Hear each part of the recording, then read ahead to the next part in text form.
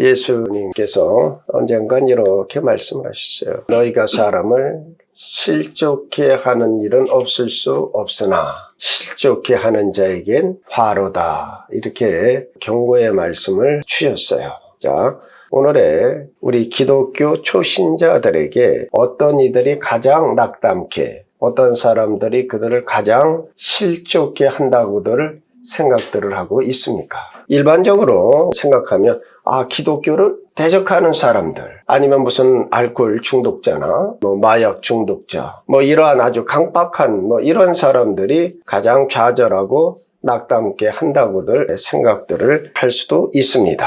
그런데 실제에 있어서는 외면적으로는 기독교적인 모습을 가지고 있으면서도 예수 그리스도를 인격적으로 만나지 못하여 심령의 변화를 받지 못한, 먼저 믿은 그러한 사람들이 초신자들에게 가장 큰 절망감을 안겨준다라고 하는 것입니다. 이에 대하여 아더 핑크는 일찍이 이렇게 말을 했습니다. 물신론자들이나 공공연한 불신자들이 초신자를 해롭게 하기보다는 큰 소리로 신앙을 고백하는 사람들이 초신자를 가장 그릇되게 대한다라고 했습니다.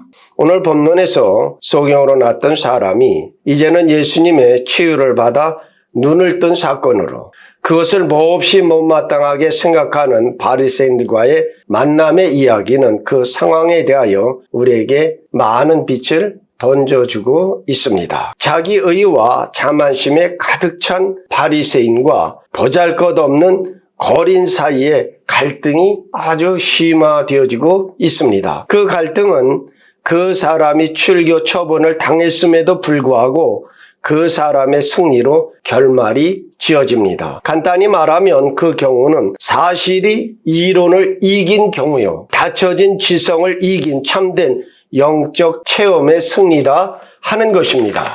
오늘 보면 14절 말씀은 예수께서 진흙을 이겨 눈을 뜨게 하신 날은 안식일이라. 날 때부터 소경된 사람이 눈을 떴다면 이건 정말 이렇게 의학이 발전한 현대에도 이러면 아주 기적이 났다, 명의가 났다, 쇼킹한 어떤 탑 사건일 것이에요. 그 당시에 어떠하겠습니까? 날 때부터 소경된 우리의 이웃사람이 예수라고 하는 사람이 예수께서 눈을 뜨게 했다면 하나님께 영광을 올리고 함께 즐거워 함께 기뻐해야 할 것이 아니겠느냐 하는 것입니다. 그러나 바리새인들에게는 그가 눈을 뜬 것보다 그날이 안식일이었다 하는 것에다가 초점을 맞춰 예수님을 공격할 빌미를 찾고자 했습니다. 자주 말씀드리죠. 여러분, 하나님은 그렇게 말씀하셨어요. 나는 제사를 원치 아니하고 인애를, 자비를 원하노라. 여러분, 사랑을 베푸십시오. 하나님의 행하신 일에 감사하십시오. 이 사람들 그 많은 그 엄청난 한 사람의 일생의 그 맹인에서 눈을 뜬 그 사건. 근데 어디에 안식일이다 하는 그 조그만 고기에다가 초점을 맞춰 하나님의 일하신 그 모든 것을 무효화시키는. 근데 그들은 무엇이라고 그래요? 하나님을 사랑하여 산다. 진리에 쓰지 아니한 사랑은 맹목입니다. 일찍이 베데스다 목가에서 38년 된 그 병자를 고치신 날이 안식일이었습니다. 바리새인들은 지금까지도 그것을 잊지 않았고 이번의 사건도 안식일이었다는 것에 초점을 맞춰 예수님을 공격하고자 했던 것입니다.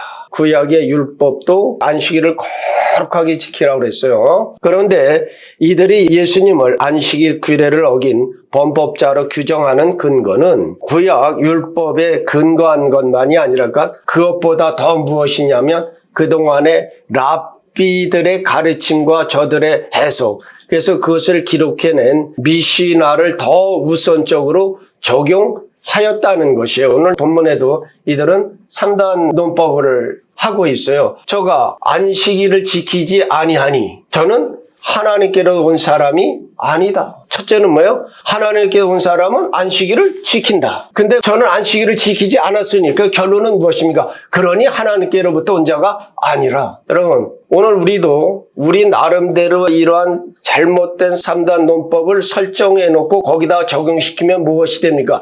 질문이 잘못되면 답변이 잘못되는 것입니다. 여러분에게 지성이 열리고 분별함이 열리시기를 예수님의 이름으로 축원드립니다. 자, 그들의 방식대로 하면 예수님은 안식일을 세 가지 방면에서 어긴 결과가 되어집니다. 저들의 논리로 되어지면 예수님은 안식일을 어긴 범법자이다 하는 것이요. 첫째로는 예수님께서 진익을 이긴 행동은 안식일에 회반죽을 하면 안 된다는 그 조항을 어긴 것입니다. 랍비들은 저들은 안식일을 어느 정도로, 그러니까 우리는 이제 안식일을 거룩하게, 안식일에는 아무 노동도 하지 말고 거룩하게 지키라. 그럼 이제 질문을 하는 거예요. 랍비들에게. 그럼 어디까지가 일입니까? 그래서 이제 그 일이라는 정의를 나리는 것이 미시나예요. 몇 가지 예를 들면 이런 것이에요. 안식일에 위층에서 아래층으로 수건을 가져오면 그건 짐을 나르는 것이 돼서 안식일을 어기는 것입니다.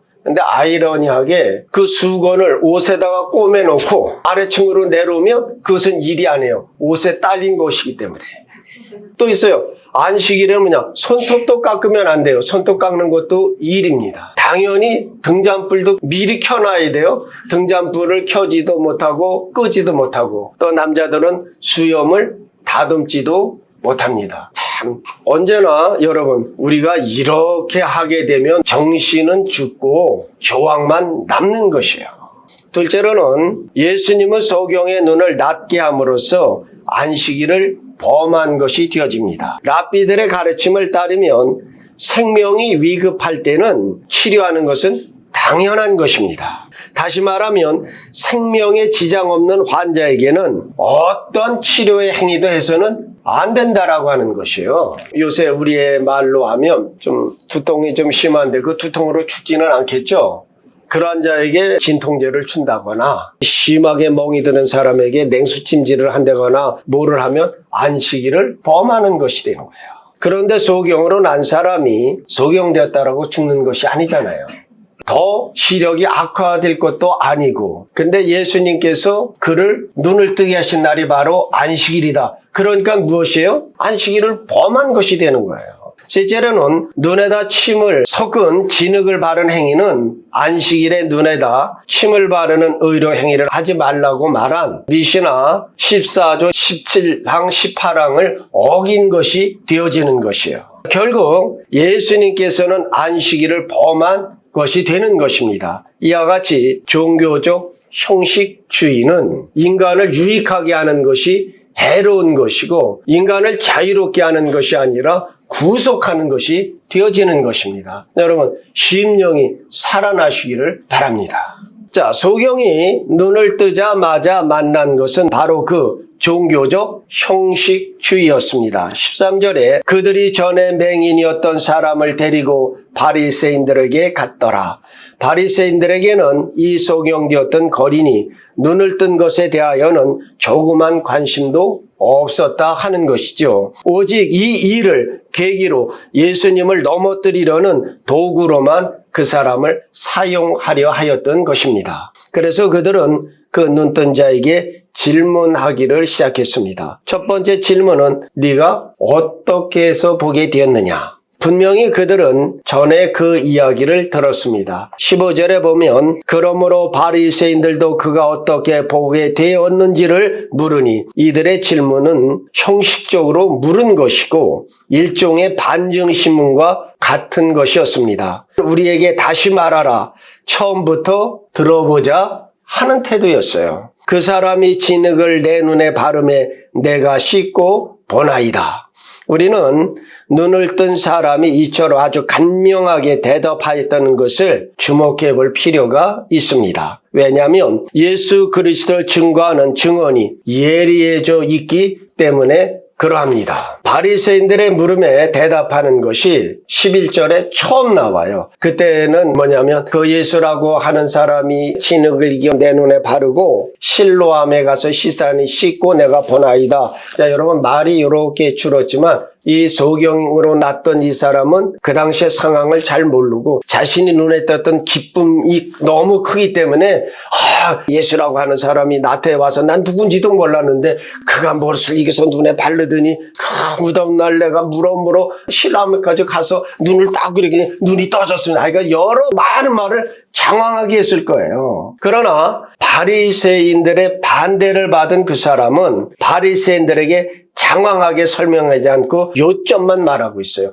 9장 22절에 보면 예수를 그리스도라 하는 사람은 출교하기로 결정하였다. 그러니까 그 부모들도 그 아들에게 뭐라고 얘기했겠어? 너 바리새인들이나 이 법정에 가서 말하면 말을 조심하게 해라. 잘못하면 너 큰일 난다. 뭐 이런 경고의 말을 많이 들었겠죠. 이게 작은 법정이에요. 그러니까 두 번째 거기에서 바리새인들이 물으니까 이제 설명을 아주 간략하게 하는 거예요.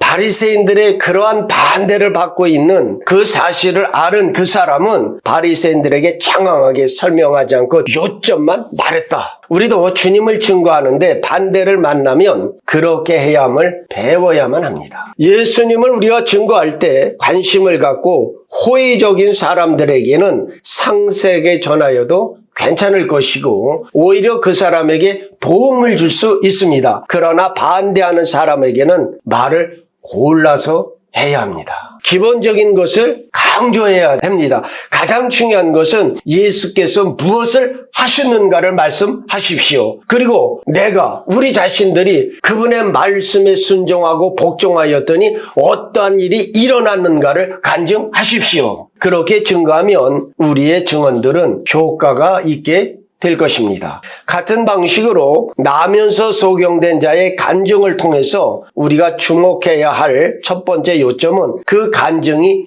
효과가 있었다라고 하는 것입니다. 16절에 보면 바리새인 중에 어떤 사람은 말하되 이 사람이 안식일을 지키지 아니하니 하나님께로부터 온 자가 아니라 하며, 그러니까 이 사람들은 뭐예요? 절대 움직이지 아니하는 부동의 사람들. 그러나 모든 바리새인들이 아니에요. 또 한편 어떤 사람은 말하되 죄인으로서 어떻게 이러한 표적을 행하는가 하여 그들 중에 분쟁이 있었더니 이제 그들 사이에 쟁론이 일어났다라고 말씀하십니다. 한 무리는 이 사람이 안식일을 지키지 아니하니 하나님께로부터 온 자가 아니라고 하였고, 이와는 반대로 다른 무리는 하나님께 속하지 아니한 사람이 그러한 이적을 행하기란 불가능하니 하나님께로 온 자임이 틀림없다라고 했습니다. 그들은 양분되어 쟁론을 벌이고 있습니다. 그래서 그들이 할 수 있었던 일은 다시 소경되었던 사람에게 묻는 일이었습니다. 그들은 소경에게 그 사람이 내 눈을 뜨게 하였으니 너는 그를 어떤 사람이라 하느냐? 이렇게 물었어요. 자, 여기에는 약간의 함정도 포함되어 있는 겁니다. 그 사람은 대답하되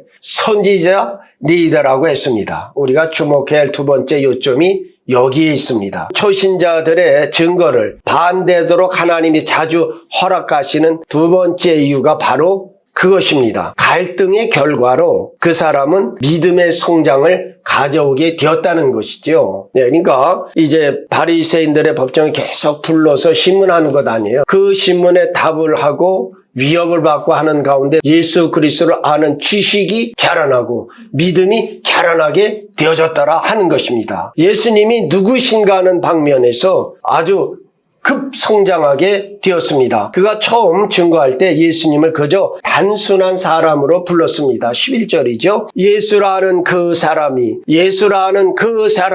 진흙을 이겨 내 눈에 바르고 나더러 실로암에 가서 씻으라기에 가서 씻었더니 보게 되었노라. 예수님은 그 당시에는 이 사람에게 그냥 사람이었어요. 그러나 이야기가 이쯤 진행되자 그 소경은 예수님을 단순한 사람으로 부르는 것이 충분치 않음을 알게 되었던 것입니다. 그래서 그는 예수님을 선지자라고 했습니다. 곧 하나님을 위해서 말하고 행하는 사람이라고 한 것입니다. 그러나 여기서 멈추지 않습니다. 27절의 말씀을 보면 대답하되 내가 이미 일렀어도 듣지 아니하고 어찌하여 다시 듣고자 하나이까? 당신들도 그의 제자가 되려 하나이까? 자, 이제는 이 소경되었던 사람의 생각이 급성장해서 예수님은 제자를 두실 만한 당연한 유대의 랍비 중에 한 분이다라고 지금 고백하고 있는 것이에요. 그리고 단 33절에 가면 이 사람이 하나님께로부터 오지 아니하였으면 아무 일도 할 수 없으리다. 이제는 예수님이 하나님께로부터 오신 분임을 깨닫게 되어진 것이지요. 결국은 예수님을 하나님의 아들로 믿어 경배할 분으로 인식하는 자리에까지 듭니다. 38절입니다. 이르되 주여 내가 믿나이다고 절하는지라. 자, 그래서 예수님을 경배하는, 예수님을 구주로 고백하는 자리에까지 이르게 됩니다. 이와는 대조적으로 바리새인들은 16절 중반절에 예수님이 하나님께로 온 자가 아니라는 관점을 갖더니 18절에 가서는 예수님이 눈을 뜨게 한 것을 의심하더니 24절에 가서는 예수님을 죄인으로 불렀고 29절에는 하나님이 모세에게 말씀하신 줄을 우리가 알거니와 이 사람은 어디서 왔는지 알지 못하느니라고 그의 근본까지도 부정하는 무지를 그들은 드러내고 있습니다. 결국 41절에서 예수님께서 이렇게 선언을 하십니다. 소경과 죄인이라고 저들에게 말씀하십니다. 너희가 소경이요 너희가 죄인이다라는 판정을 받게 되었다 하는 것입니다. 소경은 반대에 부딪혀 새로운 이해를 갖게 되었습니다. 이것은 우리 모두에게 부딪혀오는 반대의 효력이 무엇인가를 보여줍니다. 신자가 자기가 받은 빛에 따라서 신실하게 행하면 더 많은 빛을 받게 되어지는 것입니다. 예수님께서는 누가복음 8장 18절에서 이렇게 말씀하셨습니다. 그러므로 너희가 어떻게 들을까 스스로 삼가라. 누구든지 있는 자는 받겠고 없는 자는 그 있는 줄로 아는 것까지도 빼앗기리라. 다시 말해서 예수님을 아는 지식에서 자라나고 싶다면 우리가 이미 알고 있는 것을 다른 사람에게 간증 또한 증거하십시오. 반대를 만날까 두려워하지 말라라고 하시는 것입니다. 그러한 과정들을 통하여 우리는 주를 아는 지식에서 자라나게 될 것입니다. 이제 살펴본 말씀을 요약과 결론 형식으로 정리하겠습니다. 세 주요한 요점과 한 가지 결론을 맺게 되어집니다. 첫째는 주 예수 그리스도를 순전하게 믿는다면 반대를 만나게 될 것이다 하는 것입니다. 언제나 반대를 만나는 것은 아니겠지요. 그러나 여러분은 이런저런 이유로 반대를 만나게 될 것입니다. 그러나 그러한 일이 있을 때 절대 놀라지 말라는 것입니다. 디모데후서 3장 12절에 무릇 그리스도 예수 안에서 경건하게 살고자 하는 자는 박해를 받으리라고 이미 우리에게 말씀해 주셨습니다. 또한 빌립보서 1장 29절에는 그리스도를 위하여 너희에게 은혜를 주신 것은 다만 그를 믿을 뿐 아니라 또한 그를 위하여 고난도 받게 하려 하심이라고 하십니다. 그러니까 세상의 사람들은 저들의 본성이 악한 것뿐만 아니라 사탄의 지배 아래 있기 때문에 저들에게 우리가 어떤 해를 끼치지 아니하더라도 교회 다닌다라고 하는 신자 되었다는 그 하나만으로도 저들의 공격이 대상이 되어지고 있다라고 하는 이 사실을 잊지 마십시오. 둘째로는 반대는 있을 것이지만 그러한 반대 속에 하나님께서는 우리를 홀로 내버려 두지 아니하신다라고 하는 것입니다.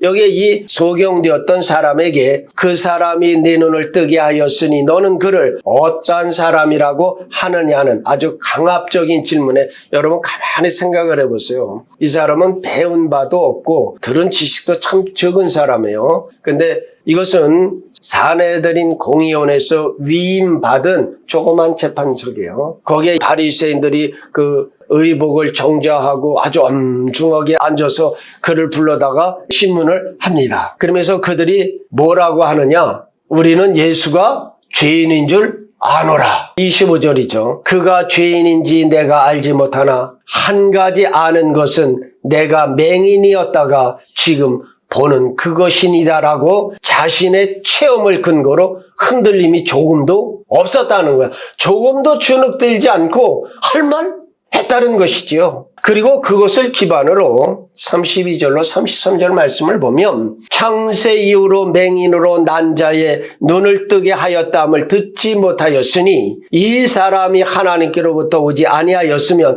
아무 일도 할 수 없으리다. 누가 이 사람을 학문을 배우지 못한 무식쟁이라고 할 수 있겠느냐 하는 것입니다. 그가 궁지에 몰렸을 때 하나님께서 그에게 은혜를 베푸셨으며 오히려 그로 하여금 바리새인들을 압도하여 훌륭한 고백 또 하나는 답변을 할 수 있게 하셨다 하시는 것입니다. 그래서 여러분 우리가 주를 증거하는 일에 절대 두려워하지 마십시오. 그때 필요한 말씀을 하나님께서 주십니다. 셋째로 우리가 그러한 상황을 만났을 때 그러한 상황 속에서 하나님께서는 목적들을 가지고 계심을 알아야 합니다. 그리고 그 지식을 근거로 우리는 용기를 얻어야만 합니다. 하나님께서는 그러한 일들을 통하여 우리에게 복음에 대한 더 깊은 이해를 갖게 하십니다. 다시 말하면 그러한 일들을 통하여 우리의 믿음이 견고하여지고 성숙되어진다라고 하는 것입니다. 끝으로 우리도 소경으로 난 사람 못지않게 담대하게 증거해야 한다는 결론을 얻게 되어지는 것입니다.